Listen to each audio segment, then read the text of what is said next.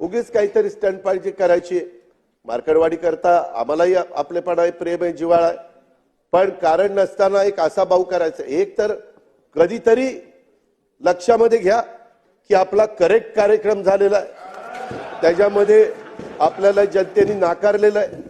त्यामध्ये जर आकडे काढायचं म्हटलं तर इतक्या मोठ्या प्रमाणावर म्हणजे 48% महायुतीला मतं आहेत आणि 33% समोरच्यांना मतं आहेत. आता एवढा फरक असल्यानंतर दारुण पराभव होणार तरी देखील काही ना काही आकडे, मी आज त्याच्याबद्दल जास्त बोलणार नाही, नागपूरच्या अधिवेशनामध्ये मी सांगेन.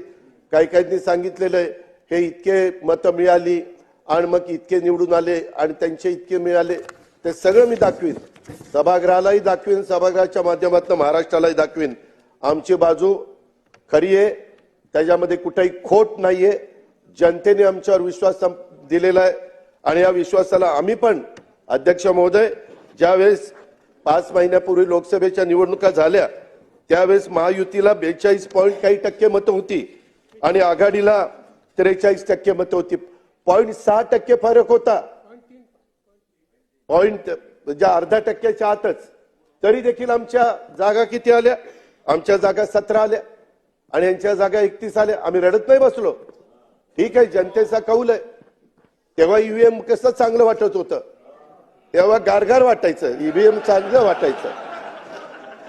आणि आता गारगार वाटतंय का गरम वाटतंय ते तुमचं तुम्हीच बघा. अध्यक्ष